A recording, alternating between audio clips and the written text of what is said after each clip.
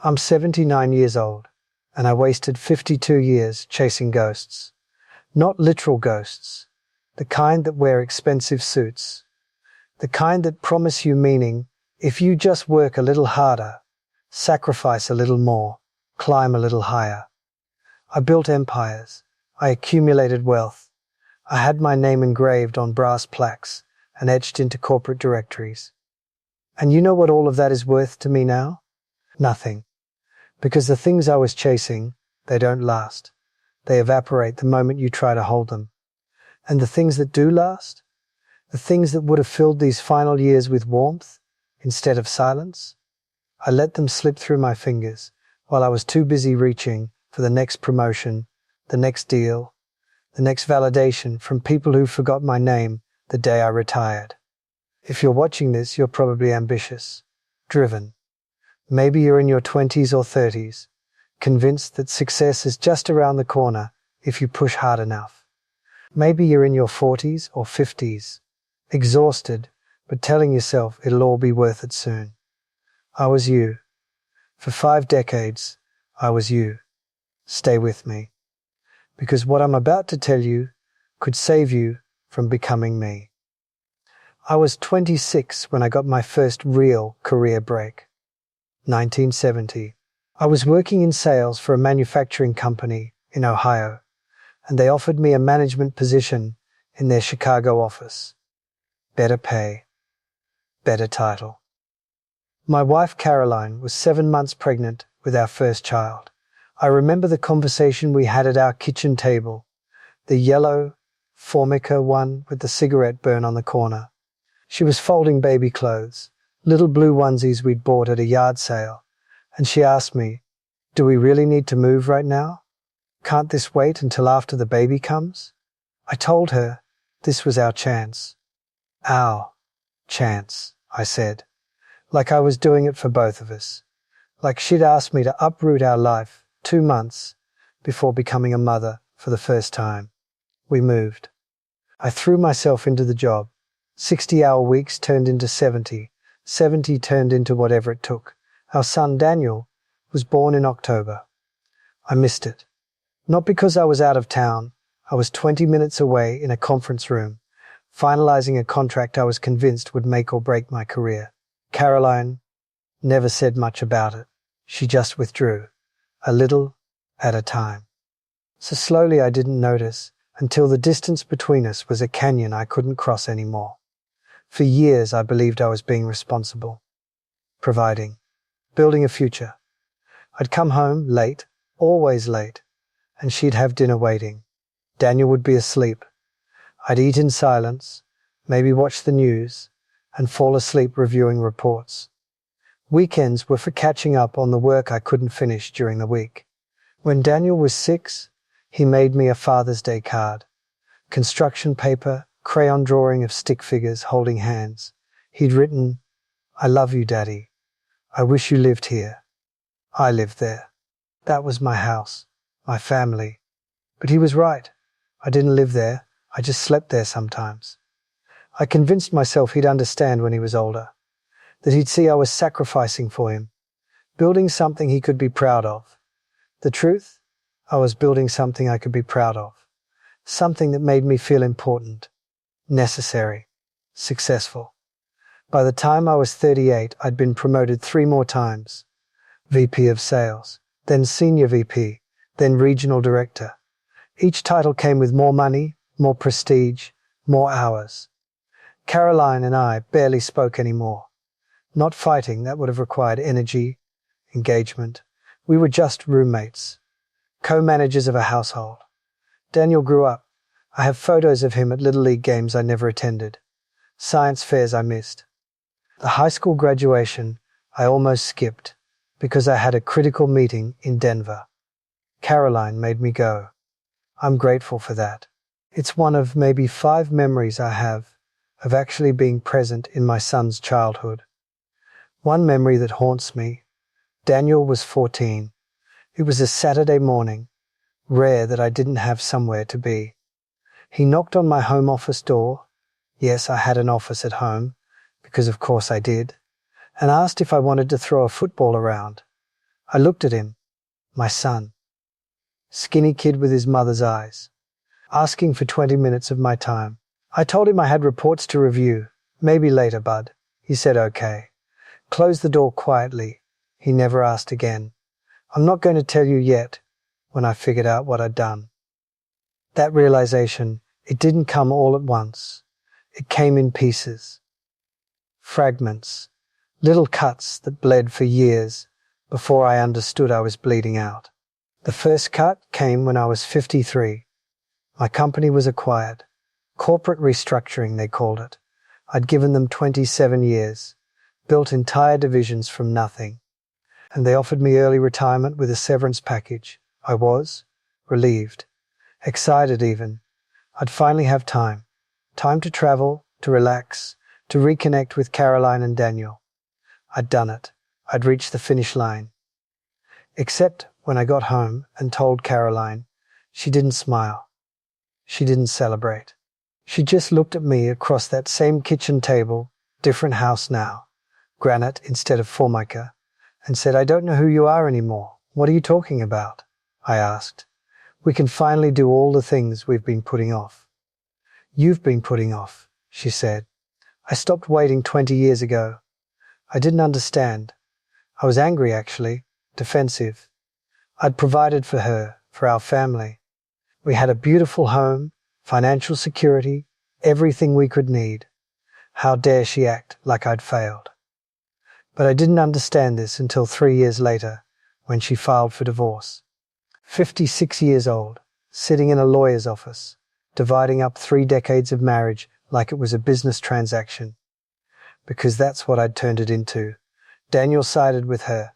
Not overtly, he was kind about it, but the subtext was clear. He'd call her every week.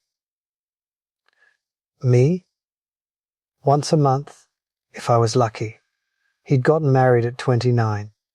I was invited, but I could feel I was obligatory. A name on the guest list because not inviting your father would raise questions. The moment that changed everything was when my first grandchild was born. Daniel called me from the hospital. Dad, you have a granddaughter, Lily. She's perfect. I asked when I could visit.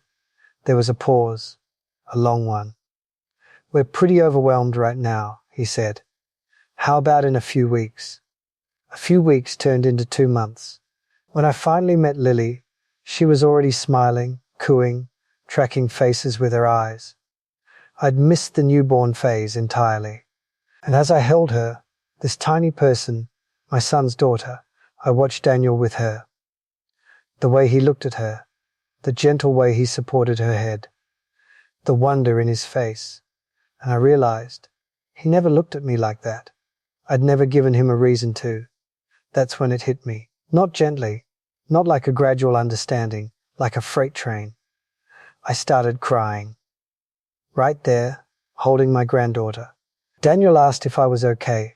I lied and said I was just emotional, happy for him. But the truth was, I was mourning the relationship we never had, mourning the father I never was. Mourning all those Saturdays, I said maybe later. Here's what took me 76 years to learn. What I'm begging you to understand now, while you still have time. Nothing you're chasing lasts. Nothing. The promotions? Temporary. Someone younger, hungrier, willing to sacrifice more will take your place. The accolades? They'll be recycled, repurposed, forgotten. The money? It'll pay for a comfortable retirement, sure. But comfort without connection is just a nicer form of loneliness. I thought I was building a legacy. I was building a resume. You want to know what lasts? The way your child's hand feels in yours. The sound of your partner's laugh.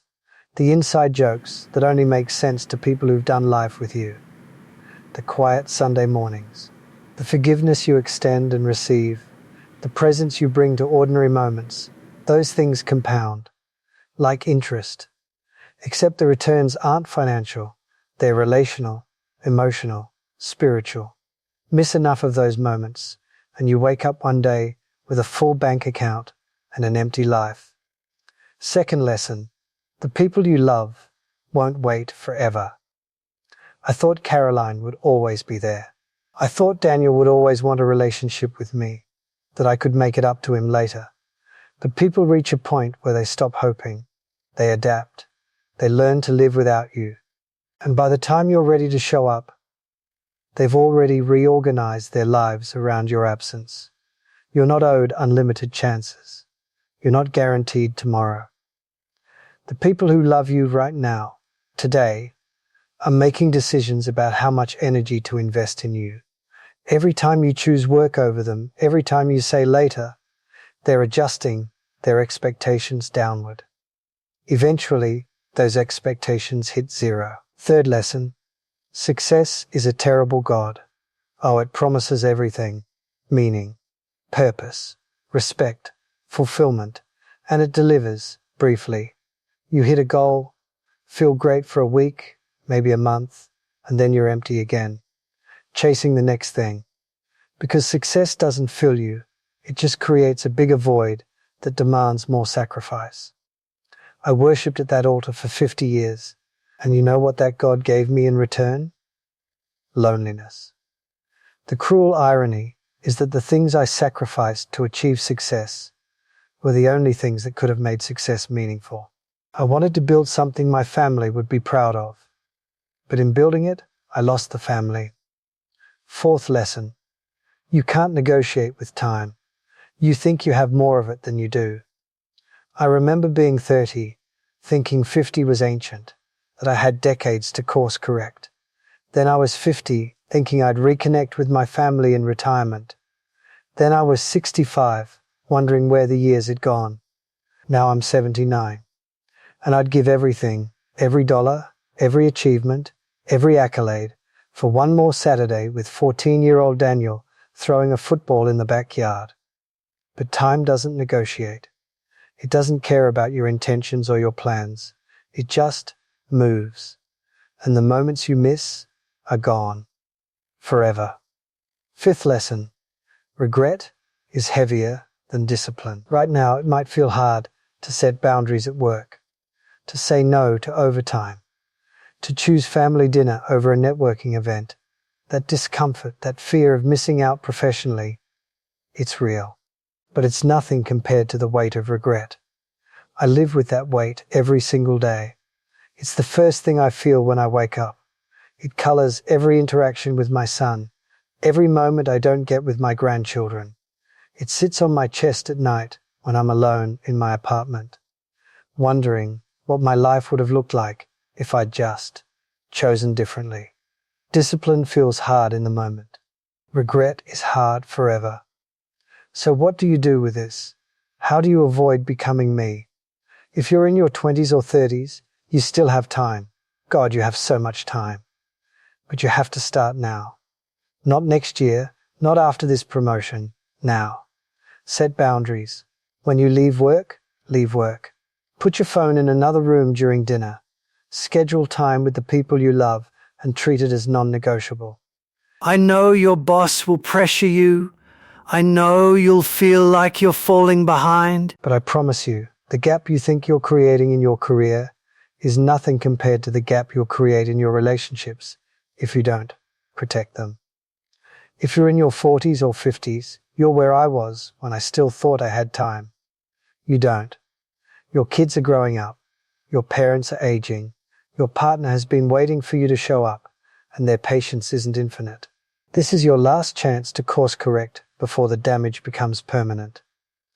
Audit your life. Actually audit it. How many dinners did you share with your family last month? When's the last time you had a real conversation with your spouse? When did you last do something just because your kid wanted to? If you don't like the answers, change them. Today. Not Monday, not next month. Today. If you're in your 60s or beyond, maybe you think it's too late. Maybe you've already lost people or burned bridges. I understand that feeling. I live with it. But it's not too late to try. Reach out. Apologize. Not with excuses or justifications. Own what you did wrong. I'm sorry I wasn't there. I'm sorry I chose work over you. I was wrong. You might not get the response you hope for, The relationship might not heal completely, but trying and failing is better than living with the certainty that you never tried at all. Listen to me. Really listen. You don't have forever. That promotion you're killing yourself for, it won't comfort you when you're dying. The approval of colleagues who'll forget you the moment you leave, it won't fill the quiet hours of your old age. But the people you love, they're the only thing that matters. They're the only thing that lasts. When you're my age, looking back at your life, you won't wish you had worked more. You won't wish you had attended more meetings or answered more emails. You'll wish you'd been present. You'll wish you'd chosen connection over ambition. I guarantee you that. I live alone now. Nice apartment, comfortable. I have everything I need, materially, but it's quiet. So quiet. Daniel and I talk occasionally. Surface level stuff. He's polite. Kind even. But we're not close. Not the way fathers and sons should be. I see photos on social media of him with Lily, now 7 years old. Birthday parties, trips to the zoo, bedtime stories. He's the father I never was. I'm proud of him for that. And heartbroken that he learned what not to do by watching me. Caroline remarried, found someone who shows up, who's present. I'm genuinely happy for her. She deserves that. I just wish I'd been capable of giving it to her when it was my job to do so. The company I gave 27 years to, they've been acquired twice more since I left. My name isn't anywhere. The divisions I built have been dissolved, reorganized, renamed. It's like I was never there. Because functionally, I never was. Not really. I was just a ghost chasing ghosts. I can't change my past. No amount of regret will give me those years back. No amount of wishing will let me redo those Saturdays with Daniel or those anniversaries with Caroline. But you can change your future. You're holding your life in your hands right now. Every day, you make choices about what matters, about where you invest your time, your energy, your presence. And those choices are writing the story you'll tell when you're my age. Don't wait like I did. Don't tell yourself you'll have time later. Don't believe the lie that success will fill the void. Choose the people you love. Choose to be present. Choose connection over achievement, memories over money, relationships over recognition. Start today, right now. Put down your phone and hug someone you love. Call your parents, play with your kids, sit with your partner and just be there. Because one day, sooner than you think, you'll be 79 years old. And the only question that will matter is, did I love the people in my life well? Make sure your answer is yes. If this resonated with you, leave a comment. Tell me what you're going to do differently. Tell me who you're going to call today. Share your story. Maybe it'll help someone else avoid the mistakes we've made. Thank you for listening. Now go. Go be with the people who matter before it's too late.